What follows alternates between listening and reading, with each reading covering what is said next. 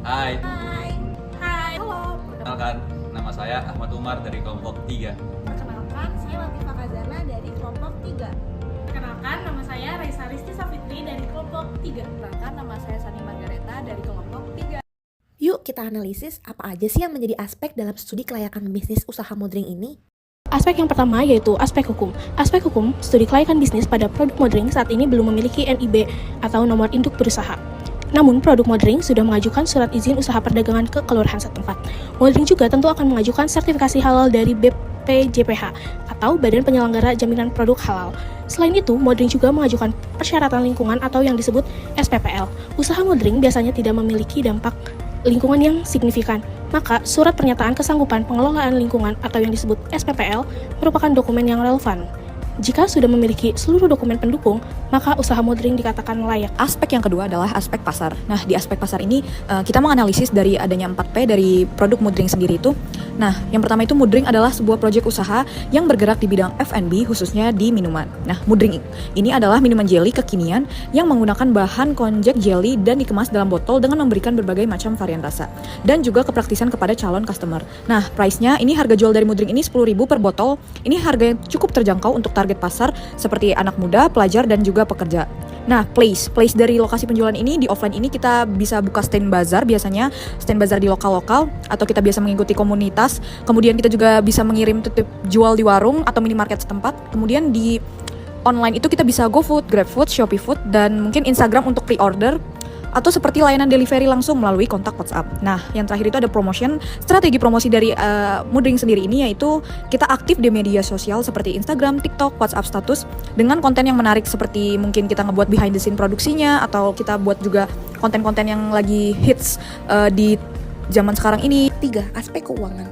Modal awal diperlukan untuk memulai operasional mothering seperti peralatan produksi, bahan baku awal, kemasan dan kelengkapan, promosi dan branding awal. Lalu ada biaya tetap seperti gaji karyawan, bahan baku, utilitas, kemasan, promosi dan pemasaran, dan biaya tak terduga. Setelah diperhitungkan, BEP unit sebesar 1.250 botol dan BEP rupiahnya 12.500.000. Jadi kesimpulan BEP-nya adalah mothering harus menjual minimal 1.250 botol per bulan untuk mencapai titik impas, dan pendapatan minimal yang harus dicapai adalah 12.500.000 per bulannya. Selanjutnya ada aspek operasional. Yang pertama, ada proses produksi operasional yang merupakan salah satu aspek kunci dalam operasional mothering. Hal ini dimulai dengan sourcing bahan baku, di mana penting untuk mengidentifikasi pemasok yang dapat menyediakan bahan berkualitas tinggi seperti air, gula, perasa, dan bahan tambahan lainnya dengan harga yang kompetitif. Yang kedua, lokasi operasional. Pemilihan lokasi yang strategis sangat penting untuk menarik pelanggan ke mothering. Lokasi yang ideal adalah dekat dengan pusat keramaian, seperti kampus, area perbelanjaan, atau tempat wisata. Yang ketiga ada peralatan dan teknologi operasional. Peralatan dan teknologi yang tepat sangat penting untuk mendukung operasional mothering. Identifikasi peralatan yang diperlukan untuk produksi seperti mesin pengemas dan pendingin harus dilakukan dengan cermat untuk memastikan bahwa peralatan tersebut dapat memenuhi kapasitas produksi yang diinginkan. Lalu selanjutnya ada operasional SDM. Manajemen sumber daya manusia adalah aspek penting lainnya dalam operasional mothering. Kebutuhan tenaga kerja harus ditentukan dengan jelas, termasuk jumlah karyawan yang dibutuhkan untuk produksi, penjualan, dan administrasi. Lalu yang kelima ada aspek manajemen. Di dalam aspek manajemen, yang pertama ada struktur organisasi. Struktur organisasi yang jelas sangat penting untuk mendukung operasional mothering.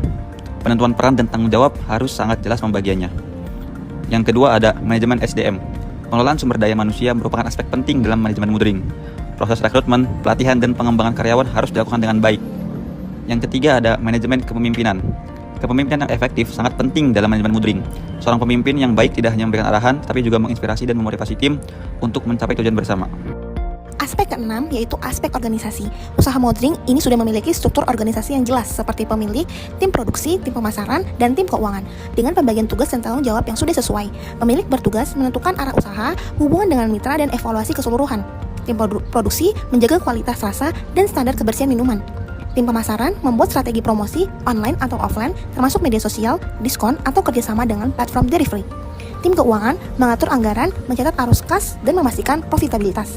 Nah, mothering ini dikatakan jelas karena sudah memiliki aspek organisasi yang jelas, karena aspek ini menjadi landasan penting untuk menjalankan mothering menjadi efisien.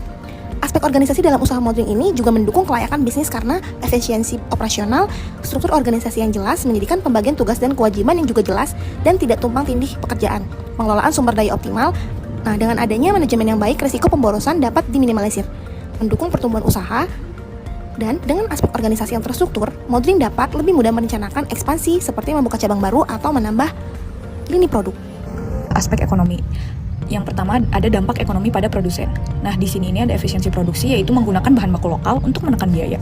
Kemudian ada produksi secara batch, itu untuk menghemat waktu dan juga energi. Kemudian ada peluang keuntungan. Nah, di peluang keuntungan ini penjualan melalui berbagai channel seperti Bazar, GoFood, Shopee Food yang memberikan diversifikasi pemasukan. Selanjutnya itu ada potensi peningkatan laba dengan skala besar atau paket bundling. Nah, dampak selanjutnya itu pada lingkungan sekitar. Dampak pada lingkungan sekitar ini, kita bisa memperdayakan lokal seperti melibatkan UMKM sekitar untuk suplai bahan baku seperti susu segar, jelly ataupun gula. Kemudian memberikan lapangan pekerjaan seperti untuk pengemasan, distribusi ataupun pemasaran. Lalu juga di sini kita bisa mengembangkan ekosistem ekonomi lokal seperti yang tadi penjualan di bazar yang mendukung roda ekonomi masyarakat setempat. Lalu memacu munculnya inovasi produk serupa yang mendorong persaingan sehat. Lalu aspek dari ekonomi selanjutnya itu jangka panjang. Jadi kita dengan konsistensi kualitas dan pemasaran yang baik, Modring dapat menjadi produk unggulan lokal. Kemudian juga kita mempunyai potensi untuk mengembangkan varian rasa baru atau paket ekonomis yang menarik lebih banyak dari konsumen lainnya. Kemudian kita bisa ekspansi ke pasar ke regional untuk meningkatkan skala produksi dan juga keuntungan. 8. Aspek sosial dan politik. Yang pertama, dampak lingkungan. Modring sudah mempertimbangkan dampak operasional mereka terhadap lingkungan seperti penggunaan bahan baku yang berkelanjutan dan pengurangan limbah. Dengan mengadopsi praktik ramah lingkungan, Modring dapat menarik pelanggan yang peduli dengan isu-isu lingkungan. Yang kedua, hubungan dengan komunitas. Membangun hubungan yang baik dengan komunitas lokal sangat penting. Modring dapat berpartisipasi dalam acara lokal, mendukung usaha kecil dan berkolaborasi dengan organisasi non-profit. Yang ketiga, regulasi dan kebijakan pemerintah. Modring sudah mematuhi berbagai regulasi yang berkaitan dengan keamanan pangan, izin usaha, dan perpajakan. Memahami dan mengikuti kebijakan pemerintah yang berlaku sangat penting untuk menghindari masalah hukum dan memastikan kelangsungan operasional bisnis. Tantangannya, kesulitan dalam mendaftarkan NIB dikarenakan proses regulasi yang cukup lama dan panjang. Yang keempat, perubahan kebijakan. Perubahan dalam kebijakan pemerintah seperti pajak baru atau regulasi lingkungan dapat berdampak pada biaya operasional Modring. Oleh karena itu, penting untuk tetap mengikuti perkembangan kebijakan dan menyesuaikan strategi bisnis sesuai dengan perubahan tersebut. Akhir yaitu aspek AMDAL. Berikut lampiran dokumen SPPL usaha Modring. Berikut analisis AMDAL dari Modring. Berdasarkan hasil analisis dari beberapa aspek usaha Modring ini layak untuk dijalankan karena sudah memenuhi beberapa kriteria dari seluruh aspek dalam studi kelayakan bisnis. Sekian analisis studi kelayakan bisnis dari kelompok kami. Bye-bye!